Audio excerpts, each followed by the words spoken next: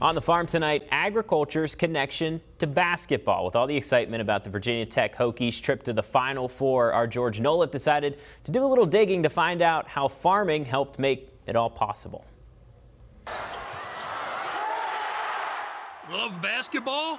Thank a farmer. That's right. Without some good old-fashioned farm innovation, the game of basketball would not exist. Well, I guess you learn something new every day. Let's start in 1891. The person who invented basketball, Dr. James Naismith, grew up on a farm in Ontario, up in Canada.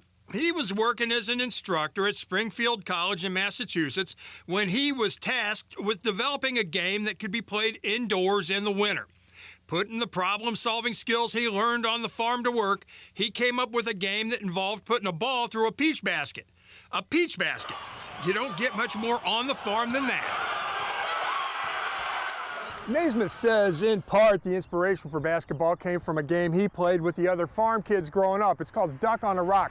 Here's how you play it. This rock goes on top of that rock. That top rock, that's the duck.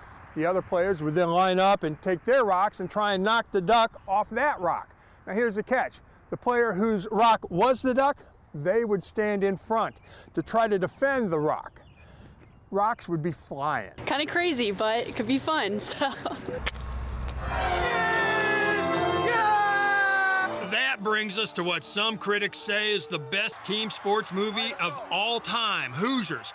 Loosely based on a true story, it's essentially farmers and basketball, with the underdog small-town kids using their farm grit to overcome great odds. That's something every farmer does on a daily basis, and they won a state championship. I'll make it. And on almost every farm, you'll find heavy equipment. You know, they say nothing runs like a deer. And apparently nothing stops backboard destroying power dunks like a deer too. The dunk is one of the most exciting plays in the modern game, but it was outlawed for years because of the danger of bringing down the rim. That was until Illinois farmer Arthur Ehret used John Deere tractor springs to create the collapsible rim. That those springs were tough enough is no surprise to Eric Finch of James River Equipment. Yeah, it's not surprising. John Deere makes a good product.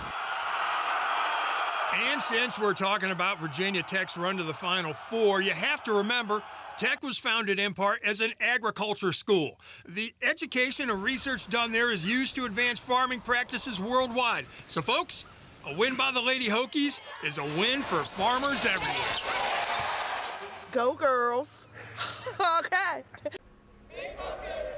Best of luck to the Lady Hokies. A lot more on their dream season coming up a little later. So Drew, there you go. A whole lot from the Did You Know files. Also love the orange tie. Way to represent, buddy. Thank you. And so I gotta go back to this. The Duck on the Rock game. Did the players actually throw rocks at the defender? Drew, I had the same question. So I looked up an interview Naismith did about 100 years ago. If you threw the rock at the defender, it was a block. And if it was blocked, you couldn't knock the duck off the rock. And if you can't do that, you can't win. Hang on a second. Hey, Dusty, throw me the rock. Thanks, bud. So Naismith said the best way to get your rock past the defender was to loft it, like a basketball shot. By the way, if you're wondering where that word, the rock, came from for the basketball, it came from Duck on a Rock 132 years ago. So let me get this straight. The rim impacted by farming, the whole game, and what else? What am I missing? The ball as well? Pop culture. Hoosiers helped to rejuvenate with the love of the game in the 80s. You know, you're talking about the Lady Hokies representing an agriculture school, Virginia Tech. And I'll tell you what, doing on the farm, every farmer I talk to talks about input from Tech as being vital to their operation. So, you know, let's go Lady Hokies. Go Hokies. All right. Thank you, George. All right, let's